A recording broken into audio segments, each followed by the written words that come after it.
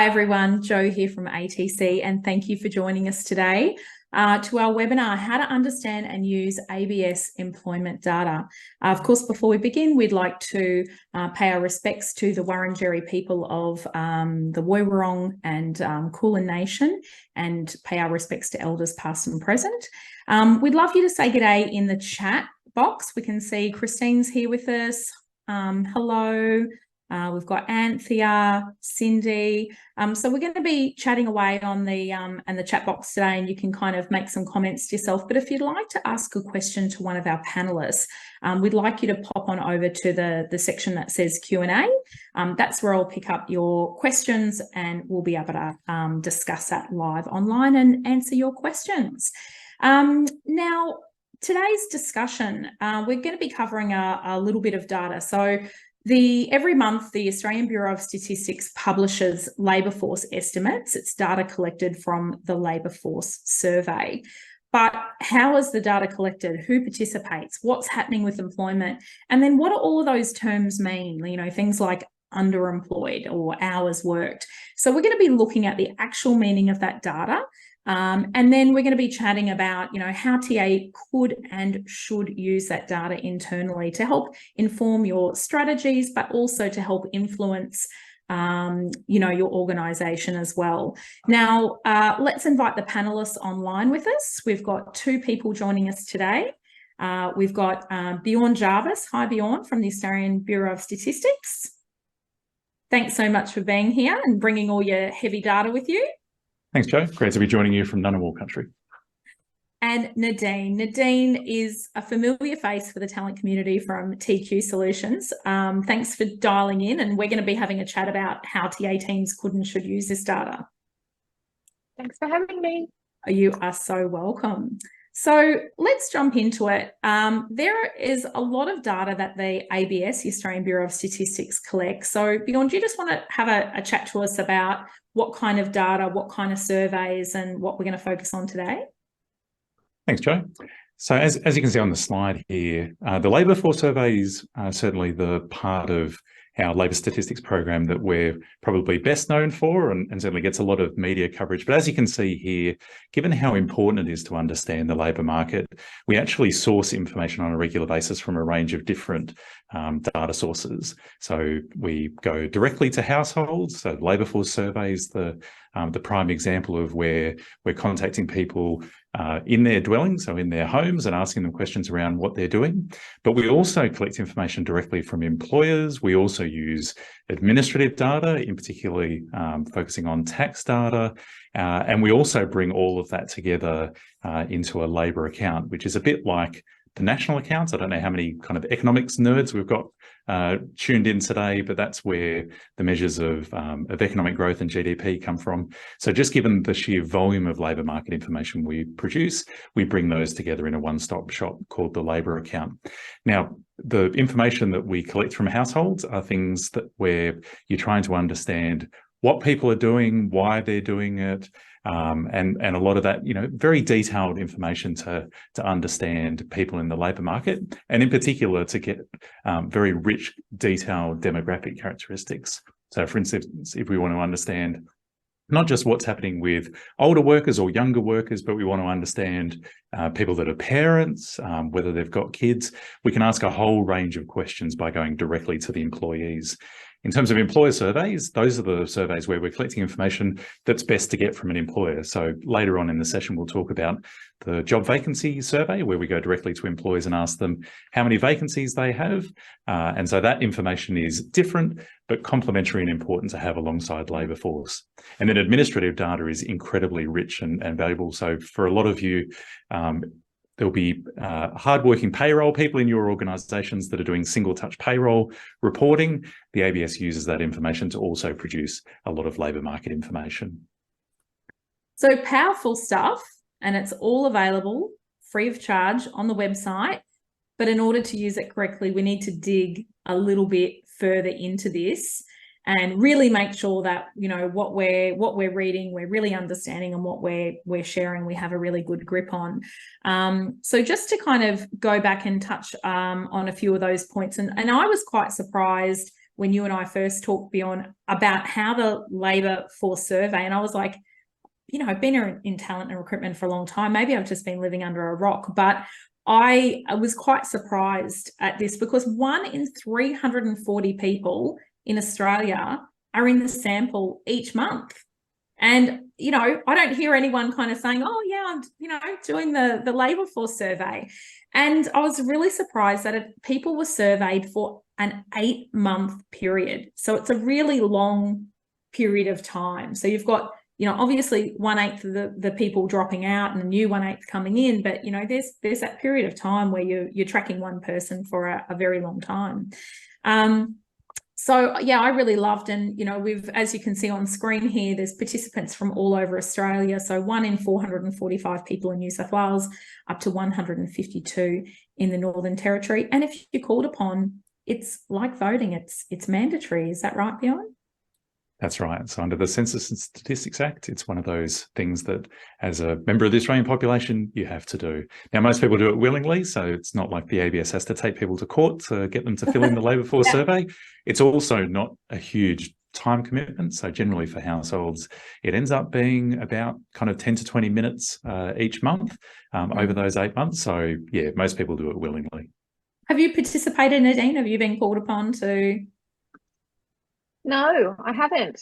Never had the luck. I'm feeling a bit rejected now. No, I've been called up for jury duty plenty of times.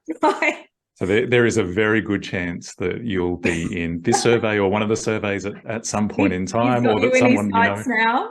Yeah, that's right. You may have jinxed yourself. So, for instance, I haven't been in the labour force survey. I've been in other ABS surveys in the past. But as we heard at the last round of Senate estimates up at Parliament House, the Minister for Finance is currently in the labour force survey. So, yeah, there's a good chance that at some point you will be required to do that survey and be one of those 50,000 people each month.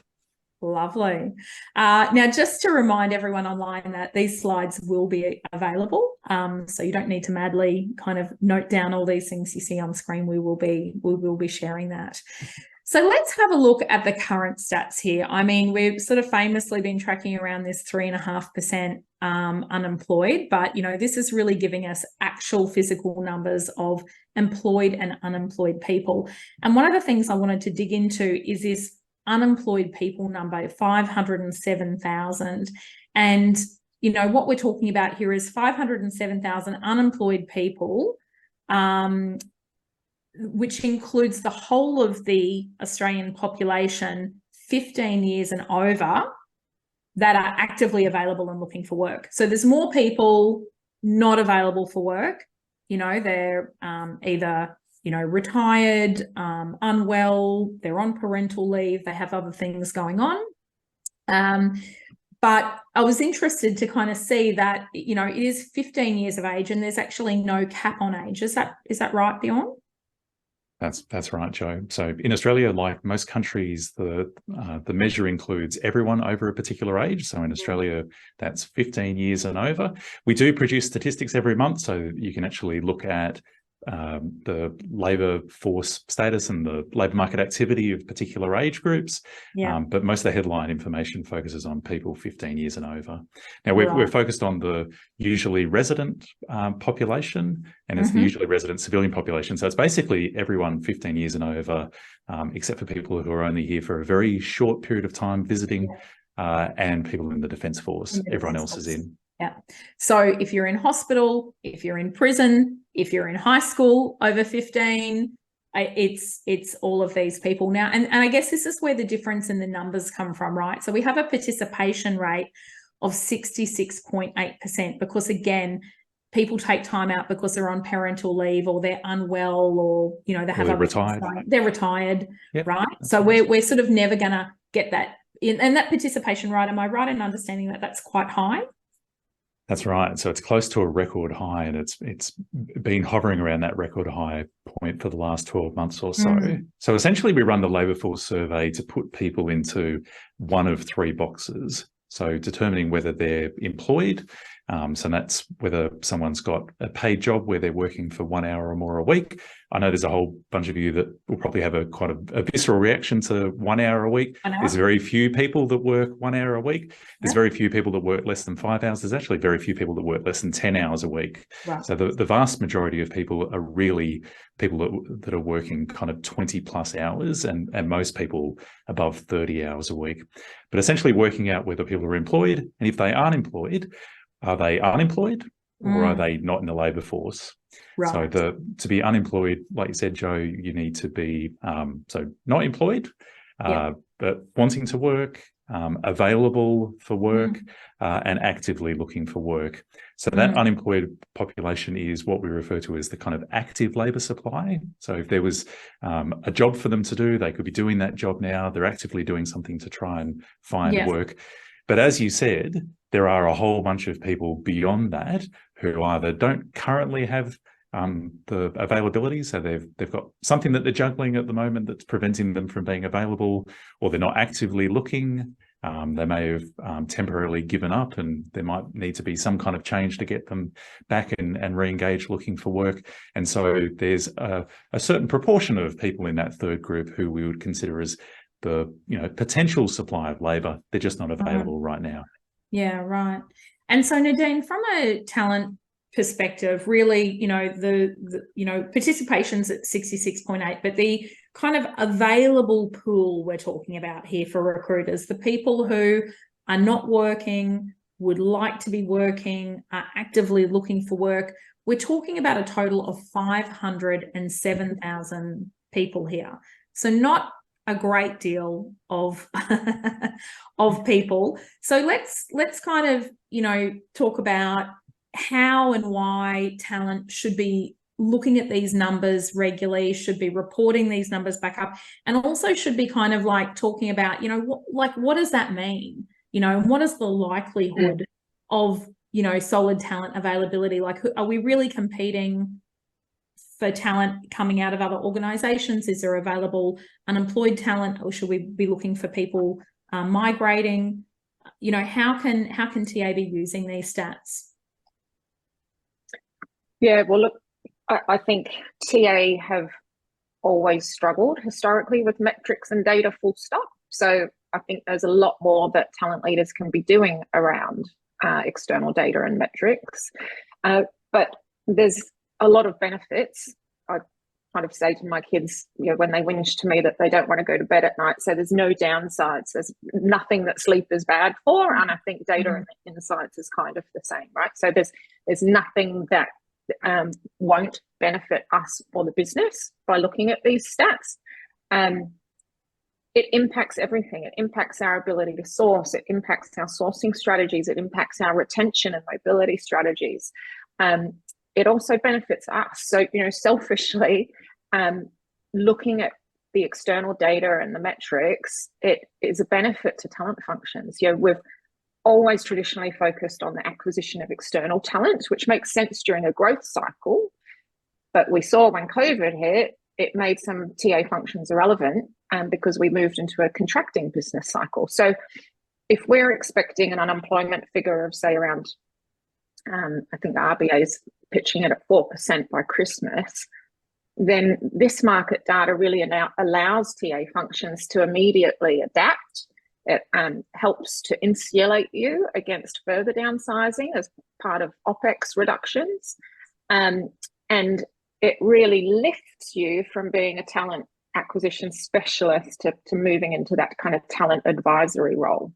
And data and insights and data-led decision-making is a really great lever that talent leaders can use to enable that.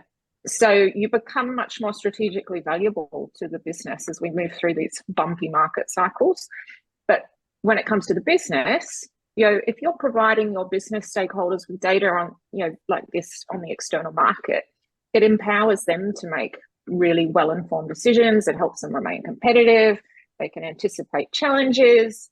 They can adapt quickly. And to me, we're saying businesses need to be more resilient, and that's kind of the definition of resilience, right?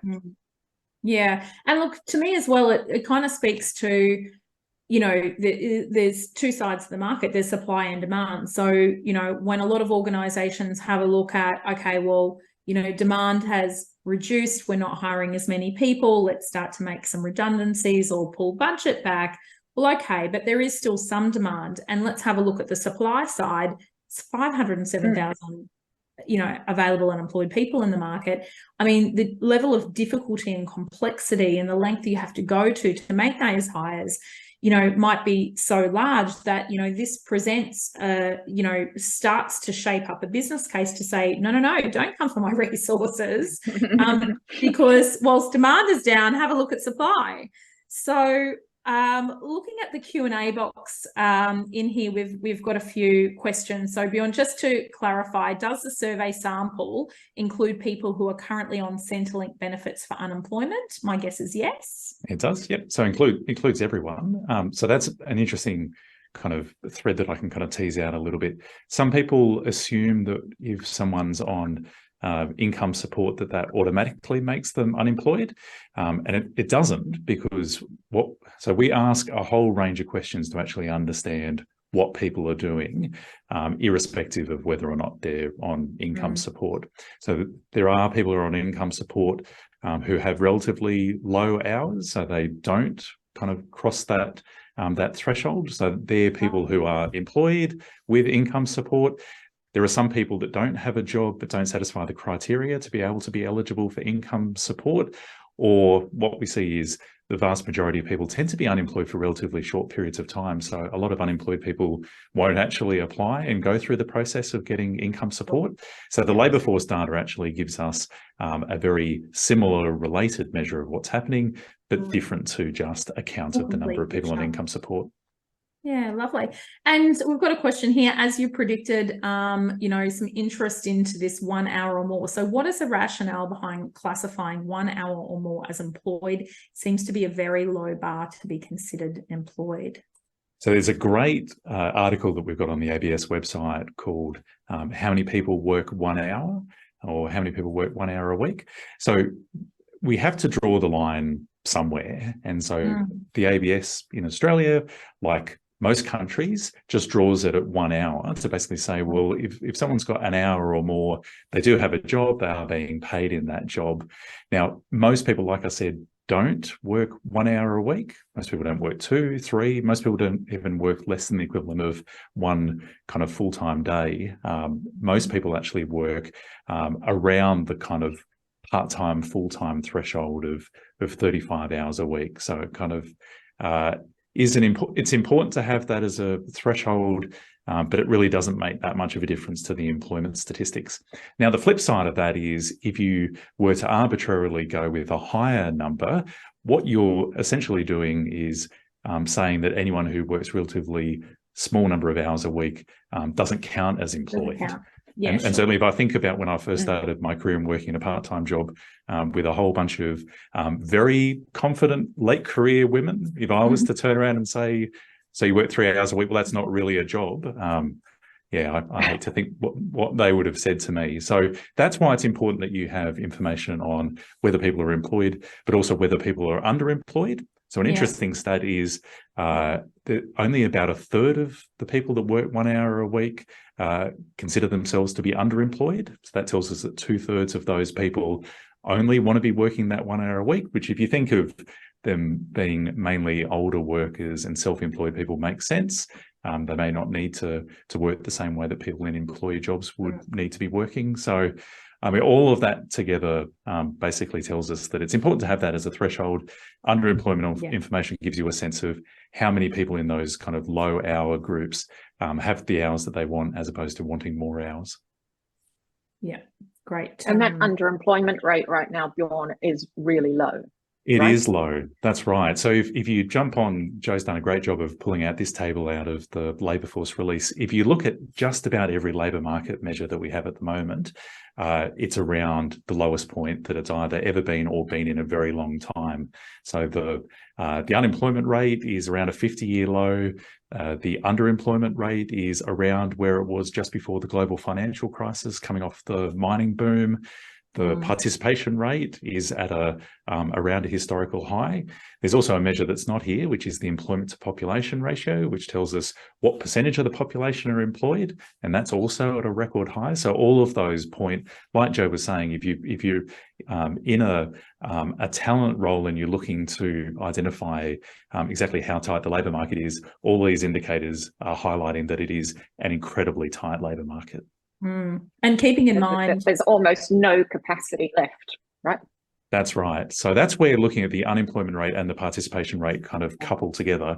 So the unemployment rate tells us what proportion of people who are economically active at the moment, they're either employed or don't have a job, but they're actively looking for work and available. So what proportion of that group is unemployed? So 3.5% compared to around 5% before the pandemic. But then some people will say, oh, well, the unemployment rate is only low because there's a whole bunch of people that have given up, which is why the participation rate is also useful to look at. And for that to be around a historic high, it tells us the unemployment rate's low, so there's very few people that we can be drawing in to fill these jobs. And actually, the participation rate is really high, so that tells us there's already a whole bunch of extra people that weren't either in work or looking for work before the pandemic who are now already in the labour force. So together, those are really important complementary measures. And keeping in mind as well that the stats change over different factors. So age groups, as an example, if you've got a 15-year-old kid still at high school, you know, potentially they're saying, yes, I would actually like to work, but that's not going to be of use to the big global tech company or the bank, or you know, there's certain types of employments for different groups of people, right? So that means that 507,000 number, skills aren't evenly distributed. You know, that starts to wedge down further and further the more you look at it. Which is why it's important to dive into that data and look at the characteristics of people that are unemployed. So as you say, Joe, not everyone is you know, the same age. You've got younger unemployed people, you've got people in the middle ages, you've got older age groups, you've got people with different experiences, you've got different people in different parts of the country. So that 500,000 aren't 500,000 people that could step in and do any job. So, and particularly in a tight labour market where a lot of the, you know, really talented, highly mobile labour will have already been picked up and already kind of sucked into to fill those vacancies. So that's an important part of also kind of layering on top of these numbers to say, not only is it tight, but you're at a point now where a lot of the people that you're looking to kind of pick up to fill these jobs may not actually be there at all. We did see last year this kind of tipping point where we actually had more vacancies in the Australian labour market than we had unemployed people, which is something we've never seen before. Yeah. And so Nadine, before we move on to this, before this next slide, I guess to me, this kind of comes back and speaks to, if you really are looking more about being in a dogfight for, you know, drawing somebody out of an existing role, demonstrating your EVP, your employer brand, you know, highlighting, you know, the why. I mean, this to me, again, this data makes great sense in terms of feeding that back up to the business to say, we need actually more resources potentially, because here's what sort of market we're in, and here are the sorts of things that are going to make a difference for us. Are they the conversations that you see happening, or are we not kind of cognizant enough of those connections? I think TA is very much aware of it, but educating the business on that is another issue. So I think we also have to remember that those 507,000 people aren't all necessarily looking for full-time work, right? So anything that TA can be doing to look at widening the talent pool is absolutely critical. We need to be looking at removing a lot of the barriers for those who are currently not working, so retirees, migrants, women.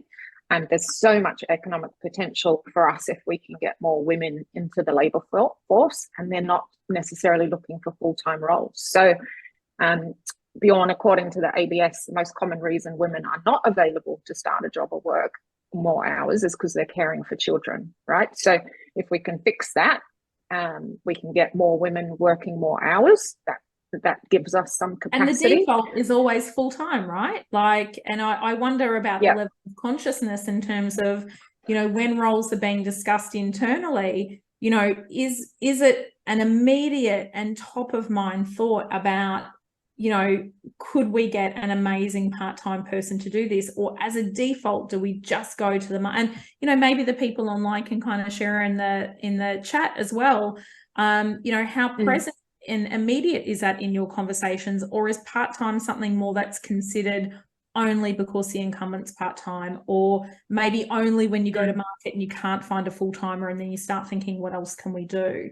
Because this is a really exciting part of talent role redesign, right? Pulling apart different roles and saying one full-time job, we can make this two really dynamic part-time roles, and it actually, some of the skills are at the top of the pay bracket and some of them are at the lower of the pay bracket. So, two different roles, two different salaries, might even be able to save some money by having a better distribution of skills into two different roles.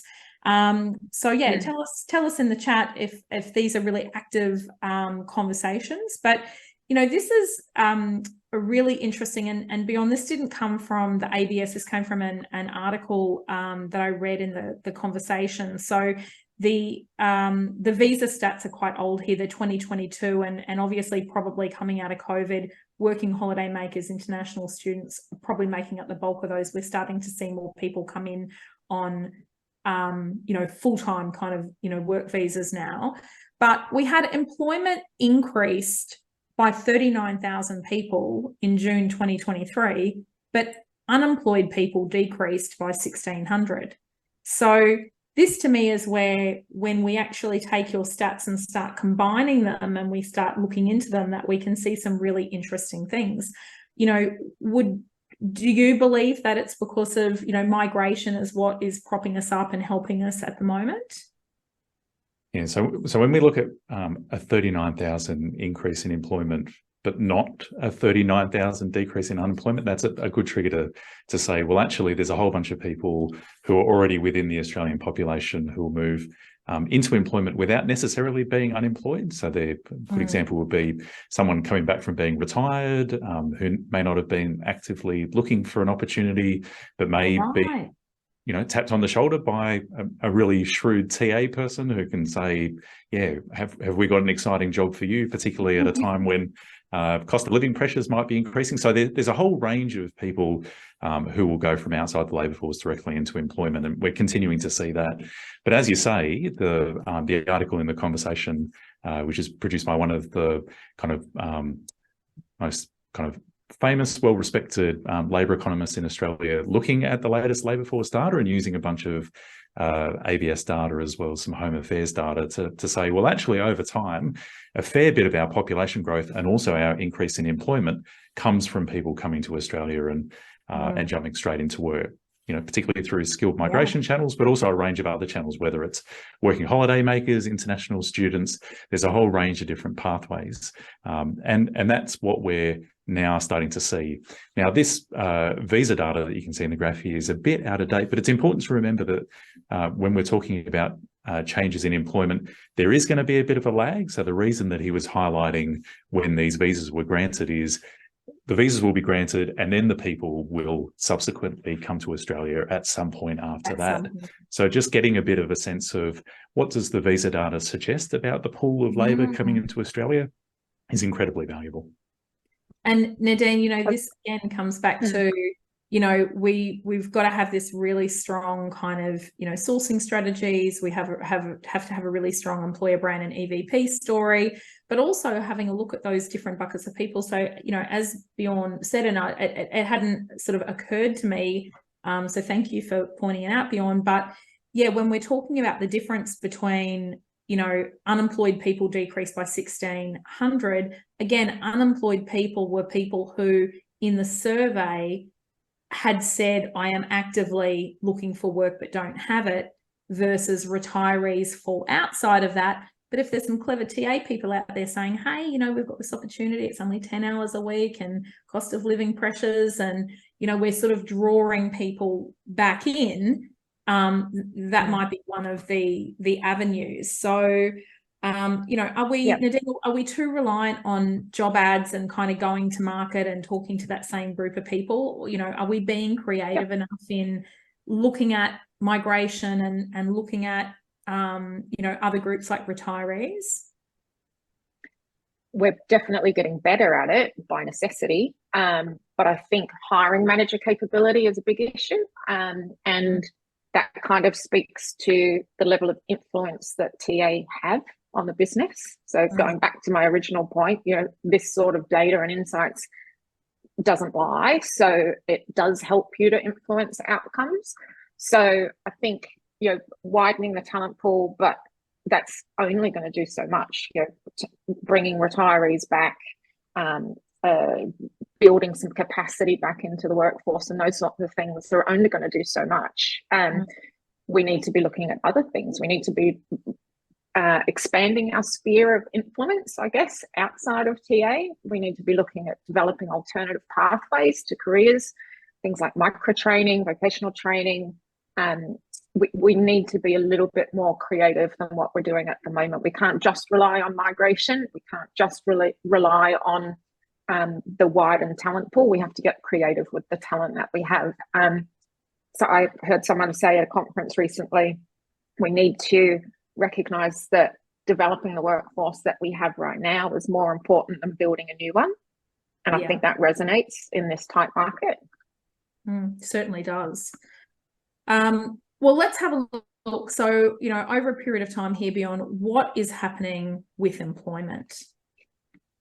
Before we dive into this one, I might just throw out an interesting stat just off the back of that last discussion around, because we often are focused on people outside of employment and bringing them in, people outside the population who might be migrating. Obviously, a key source of potential labour for a particular business will be people that are working in other businesses. And that's where we don't have any of the graphs up here, but on the ABS website, you can look at job mobility data, and there's a whole range of information that we produce to try and provide a useful kind of regular sense of how mobile the employed population is. And I guarantee that unless someone has already jumped on and looked at the data themselves, if I was to ask 100 TA professionals whether they thought the population was more mobile or less mobile, most people would say more mobile. There's been decades of people saying, oh, young people are going to do so many more jobs than their predecessors, and whereas the reality is it's the opposite. So the latest data shows that only around 10% of the employed population will have changed jobs in the last 12 months, which compared to 30 years ago, 40 years ago, 50 years ago is about half of what it used to be. So in addition to it being a tight labour market, it's a tight labour market where there's a lot less labour mobility or job mobility than there has historically been. Now, given just how incredibly tight the labour market is at the moment, it's a bit higher than it was, but it's really only higher than the lowest it's been. So it's a little bit higher than it was before the pandemic. So you'll see people talking about it's the highest in a decade, but that's really just saying, well, it's not quite as low as it was. So it's a slightly less low level of job mobility. So that becomes a really important thing, I think, if you're looking at describing what's happening in the labour market, but also the challenge. It also goes to the point about to what extent are you investing in existing people. So if people are going to be less mobile, well, actually, you've probably got a greater case for return on investment because those people aren't going to be likely to up and leave. Yeah, that's right. That's right. So what the graph shows here. Sorry, Bjorn, I was just going to say, do you think this speaks to the nervousness around the current market, the economic climate? People are nervous about these interest rate rises. They want to keep their job. They're going to stay put. So it's a good question. So possibly, but the challenge is we've seen this long decline in job mobility for such a long time now that it's likely to be something that's much more structural and just almost cultural within the labour market, that people are much less likely, even in those young age groups where people tend to be more mobile, they're a lot like the younger people in the labour market now are less mobile than they were 20 years ago, are much less mobile than they were 30 years ago, 40 years ago, 50 years ago. So people needing to have that economic security and being worried about losing their job and what the economic impacts of losing their job would be a factor. But there's likely to be a whole range of things that are kind of weighing down on the decisions that people make. And I certainly feel like and that's a real opportunity. That's a huge opportunity for TA, right, Jo? So looking at internal mobility and talent retention strategies, it's the perfect opportunity to extend beyond that TA function, right? You can add huge commercial value. To shift talent advisory from purely external market focus to internal and external. That's absolutely our goal, and absolutely where this should go. And in fact, I was just going to say that when you say the long decline in job mobility, moving from organisation to organisation, that's unbelievable, because I feel like the narrative that you hear is the other way around, that we are seeing more mobile generations. We used to see that person who worked at the car factory clock in every day for 40 years and have a career with one organisation, and now we're all of the articles coming out about what a nation of job hoppers we are, and those kind of things. Is what you're saying is the data really essentially says otherwise. Very, very interesting, and an absolute, again, treasure trove of really important information that the ABS has to offer everyone for free. So now we've only got about 15 minutes left, so let's jump in and have a look at what's happening with employment over time here, Bjorn. Thanks, Jo. I think a lot of these graphs are going to tell a very similar story about how tight the labour market is. So we'll also be able to move through these reasonably quickly. So this shows the total number of employed people in the Australian population. You can see, so the two things that probably jump out to you as you're looking at this graph is what we saw with the pandemic and the lockdowns. So you can see that first major lockdown. You can see a smaller kind of slow coming out of that lockdown as we were seeing the kind of second stage lockdown impacts in Melbourne and in Victoria, and then that second dip that you can see as we moved into the Delta period. You can also see just how quickly employment in Australia recovered out of those early setbacks. And the line is basically, if you didn't know that there was a pandemic and you just drew a line directly through that pandemic, you can see that we're kind of around where we would have been had the population grown and employment grown as it had been. So it tells us that the labour market is also incredibly resilient. You can also see that line towards the end there is really starting to angle up, which just highlights through the second half of 2022 and the first half of 2023, continuing to be very strong employment growth, continuing to be a very tight labour market. Now, what's happening with unemployment? So obviously, if we can expect to see one go up, we can expect to see the other come down. That's right. Although, as we said with the participation rate, so there is a scenario where both of them can go up and they can both go down. But generally, they tend to, when one's going up, one's going down. So the unemployment rate tells us what proportion of people who are in the labour force, so that's the employed population plus the unemployed population together, the economically active population at a particular point in time, what proportion of them are unemployed. So you can see this is focusing on the last 10 years. So going into the pandemic, it was a little over 5%. We saw the unemployment rate rise early in the pandemic. And then we could see just as we hit this tight labour market, particularly where we didn't have the ability to bring people from overseas into the labour market, it getting tighter and tighter. And it's really remained tight for about a year now at around 3.5%.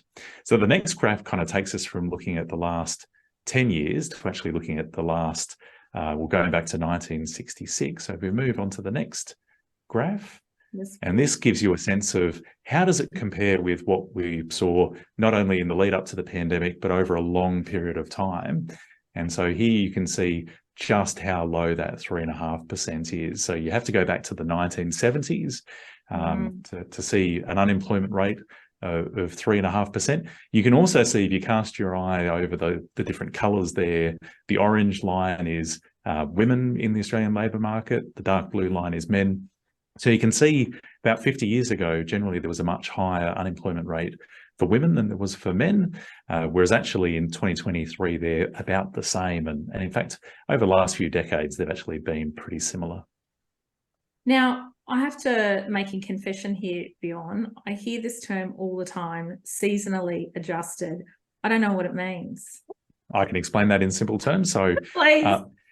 If we didn't produce seasonally adjusted data and we just produced a raw, number that wasn't adjusted, there are things that happen at the same time every year in the labour market. So a good example is in Christmas, or in the lead up to Christmas, there's a whole bunch of people who start working that weren't working because they're working in retail. And so if we didn't produce seasonally adjusted data every November, December, you would suddenly be having a look at these numbers and going, oh my gosh, look how strong the labour market is. Whereas we know that a lot of that strength is really just because it's that time of the year and it's what we would normally see. So any of those things that are regular seasonal patterns, the seasonally adjusted data takes that out. Another example is off the back of Christmas. So at the end of the year, there's a bunch of people who don't work during January. So the unemployment rate in unadjusted terms shoots up. So you wouldn't want to be in a position where every year you're going into Christmas going, oh my gosh, the labour market is so incredibly tight, and oh my gosh, we hit January, what's happening? So this is where the ABS can say there are a bunch of things that we normally see in the labour market in December. There's a bunch of things that we normally see in January. There's a bunch of things that we normally see around school holidays. There's a whole range of things that are regular. That's right. So if you take them out, what's the signal about how strong the labour market is? Lovely. Got it. Thank you. Now, this is a fascinating one, underemployment. So underemployment is looking at people who are employed, but basically don't have the hours that they want. So that's an important thing to be tracking alongside unemployment, because in addition to understanding how many people are there out there that don't have a job who could be contributing to the labour market, you also want to get a sense of, well, just because people are in employment doesn't necessarily mean that they aren't looking for more and have more hours to give. So the underemployment rate therefore becomes important. And the extra measure there is talking about the underutilization rate, which basically combines both the unemployment rate and the underemployment rate together. Right. So as you can see, like the unemployment rate that's well below where we were going into the start of the pandemic, the same is also true with the underemployment rate. So the underemployment rate is around where it was at the peak of the mining boom. So the last time we had a very tight labour market, if you combine those together into an underutilization rate, that combined rate is about where it was in the early 1980s. So all of these measures are highlighting that it's a tight labour market.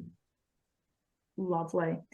Now, having a look at this, we've got, 14.1 million people employed in May 2023.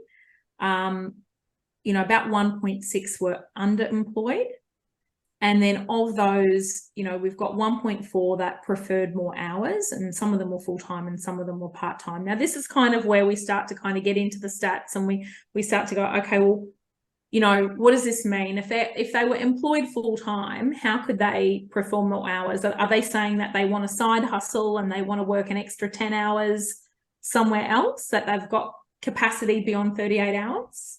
So this is where it's really useful for the ABS to produce all of the detailed information that we have up on the website, because there are a whole range of different ways that people will want to work full-time. So generally the cutoff when people are looking at full-time and part-time and what's used in ABS statistics is 35 hours a week. So some people will be working 35 hours a week and they want to be working 40 hours a week. Some people will be working 40 hours and they want to be working 42 hours, 45 hours. They might want to work 50 hours.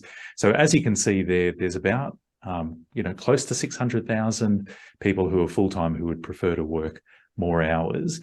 A combination of people who are just above that 35-hour threshold and want a little bit more, but also there's a whole range of people who work 50 hours, who want to be working more, 60 hours, who want to be working more. Some of these are people who want the extra money, particularly when prices are going up. As you say, some people are looking at a side hustle. Some people are self-employed, working in their own business and really looking to expand their business and consolidate their business. So that's why it's important that you not only have these important summary statistics, but also detailed information to try and understand all those different people. Well, at ATC, we have about half a dozen of these people who are employed full-time elsewhere doing other things that do about sometimes, 4 or 5 hours a week. Sometimes it's just 5 hours a month.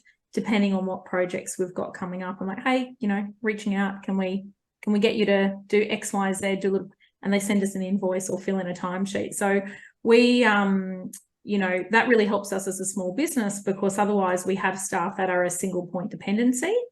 And then, you know, we've got some overflow that we can, as, you know, we have peaks and troughs that, you know, we have these amazing full-time people working elsewhere doing little bits around the edges for us. So it sounds like that becomes a really good example of how TA people can really use a lot of this summary information. You could look at what's the experience, what's the, you know, characteristics and statistical information and data that you've got within your organization. So what does the picture of your workforce look like compared to the broader picture, compared to a similar picture for other organizations? So it's a really, ABS data is incredibly powerful for giving you that kind of benchmark as well. Now, we have a great question here. This is just true to my leftist heart. Do you have any stats for people who are working over 40 hours a week, so unpaid overtime, and they're absorbing labour capacity that somebody, you know, could be working part-time, accommodating those hours? Yeah, that's a good question. So we produce a whole bunch of detailed hours information, so you can see how many people are working above particular thresholds. And certainly people do use that to say, okay, well, there's a good example here of a whole range of people who are working well above what the kind of standard contractual hours would be, whether it's 35, 38, 40, 45. And so if these people were to actually bring their hours back to a more kind of average amount, how much capacity would that free up? Yeah. You know, how many jobs would you be able to create through that? So yeah, the data would definitely enable you to drill in and do that. Now, Bjorn, I'm not sure if you're aware, Nadine, I know you know this, and that is the gender pay gap data is going to be published, and each organisation over a certain size will actually have their pay gap published and be publicly accessible. I'm guessing that data you're collecting in terms of, I work at XYZ company and I'm working 80 hours a week and I'm being paid 38, is, you know, there's not individual data per organisation available, is there? This is just kind of like grouped data? Yeah, so this is group data from across the whole population, but yeah, there's a whole range of information that the Workplace Gender Equality Agency currently produces and will kind of expand and continue to produce, that has a kind of employer level focus to it. But yeah, this gives you a good sense of what's happening across the whole population, what's happening across an entire industry, what's happening across a, you know, particular group of jobs, you know, occupation groups. So in that respect, it becomes the really useful kind of comparison benchmark that you can use for comparing your own kind of business level data. And this leads us nicely into your slide on hours worked. Yeah, and I realize I'm starting to sound like a broken record saying that the graphs all point to a tight labour market, but this and the next graph will definitely highlight just how tight the labour market is. So in addition to employment having recovered, hours worked within the labour market have also recovered. You can also see it's a little bit more jagged around the pandemic, and that partly reflects the fact that the hours that people work have been much more impacted by lockdowns than employment. So people having less shifts, less hours without necessarily losing their jobs. But also because of the disruption around the pandemic, there have been different points in time where people haven't been able to take their annual leave. So people that didn't lose their jobs, didn't lose hours, in many cases often ended up working more hours through some of the challenges of the pandemic. And so you can see some of those drops in hours are actually reflecting the fact that at various points in time, many more people than usual, particularly January 2021 and January 2022, and to a lesser extent, January 2023, more people than usual were taking holidays. So that becomes really useful to actually look at changing leave liabilities, and that gives you a sense of, you know, hours capacity within the labour market. Looking at the far right of this graph, you can see that the hours worked series is noticeably increasing at a faster rate than what we were seeing going into the pandemic.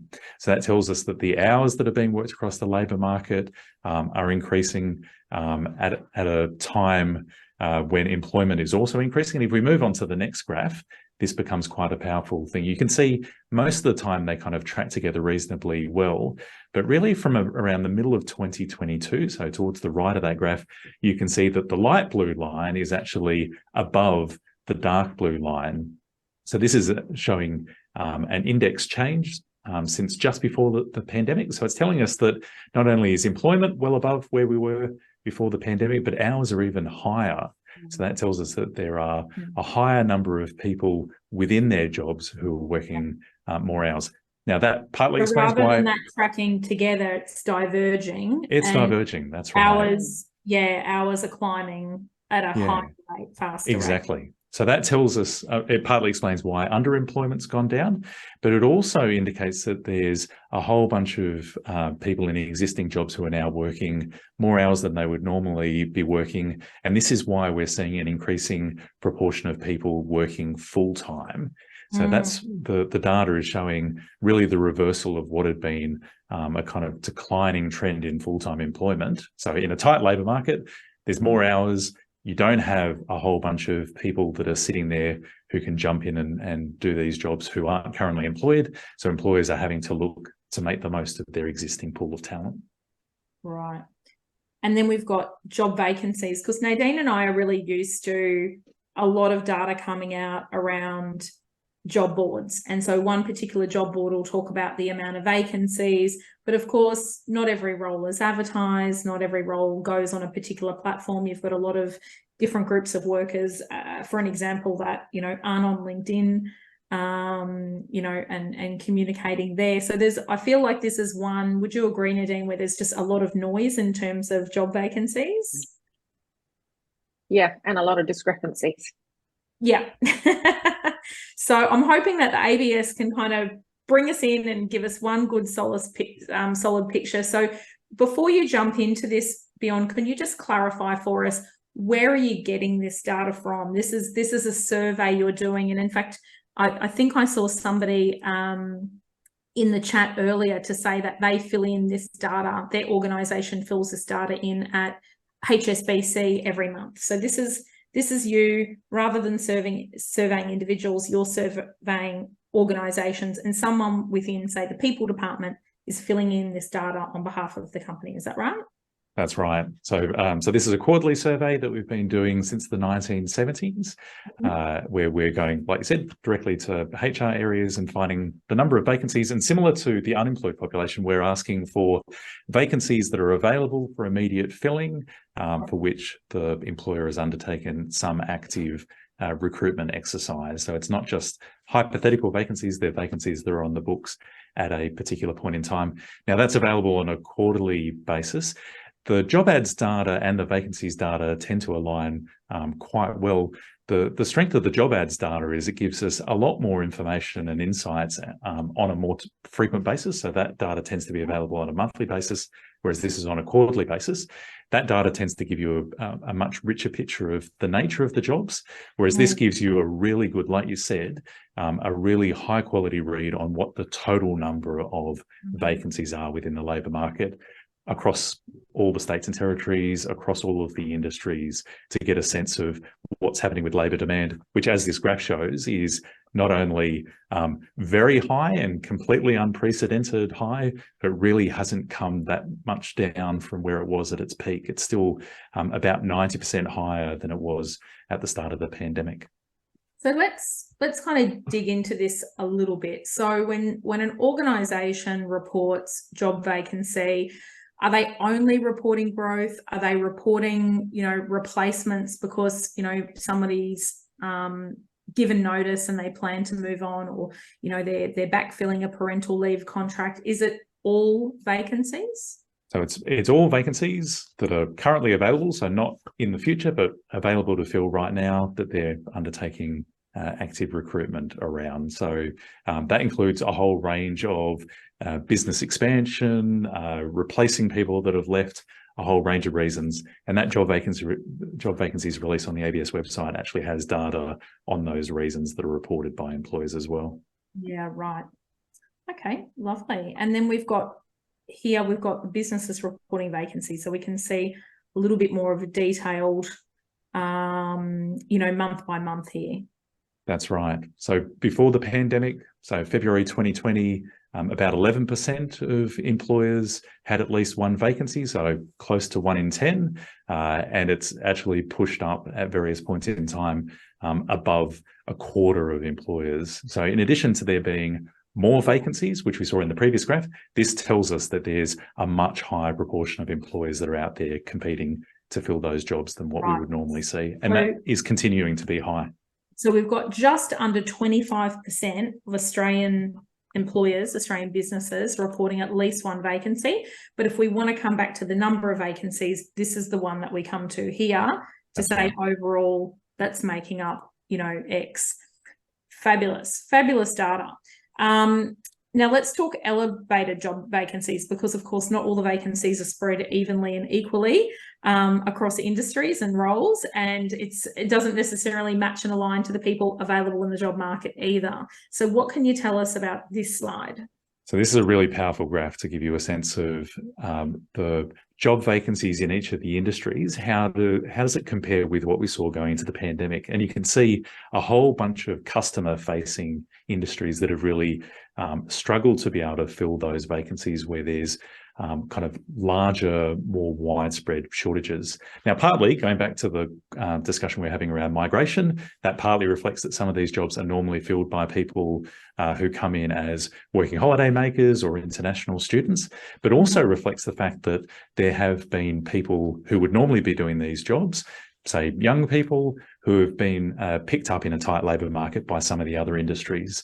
So you can see there's some industries where the number of vacancies is well above where we were, but actually most of the industries are quite elevated compared to what we'd normally see. Relatively, few industries are kind of around what we would normally expect to see in the labour market. So this, once again, highlights just how incredibly tight the labour market is.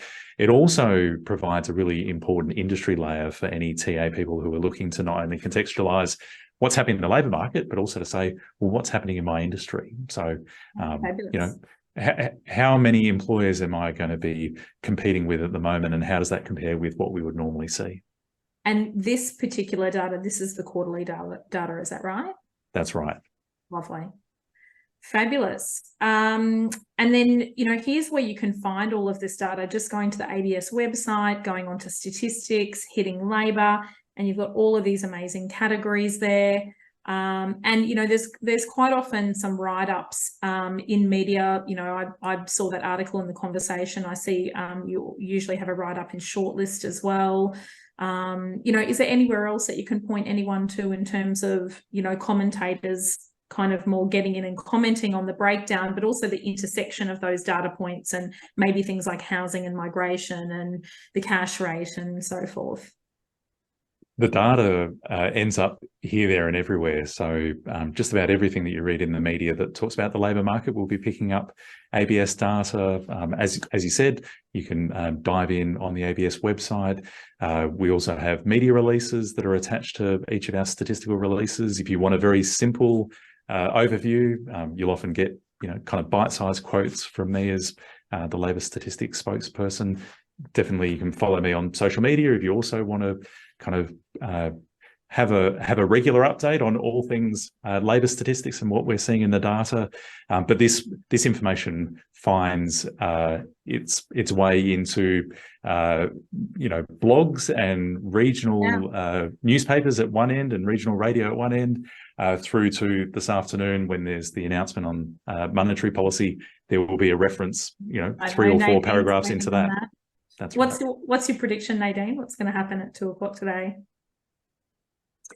Well, I wouldn't be surprised if rates go up, unfortunately, but I think economists and weathermen are really similar. They're probably 2 jobs where you can be wrong a lot of the time and still keep your job. Yeah. We're dealing with really complex systems and unpredictable humans. So look, if you look at the economists, they're 50-50 pretty much on whether it will go up or whether it will hold. What I would say is I reckon that we're going to see another couple of interest rate rises this year. But what I think TA people are finding confusing is all this talk about interest rates and a potential downturn and potential recession, but the labour market is just not supporting that theory, right? So how can you tip into a recession when we've got the lowest unemployment in 49 years or something?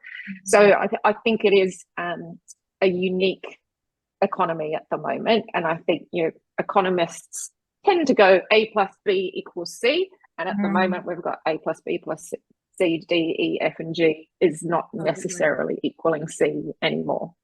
Yeah, and this is why I think, given all of these really complex things and, how all of these trends are bumping into each other, it's really important for talent teams to be able to collect this data, to really understand it, to know what it means. I've learned what seasonally adjusted means today, and many other things as well, really so that we can kind of, move from this sort of powerless position of, we're told what budget we have, we're told what resources we have, we're told how many recs, each person's going to have, over to kind of shifting that to sort of say, well, I'm actually leading the conversation.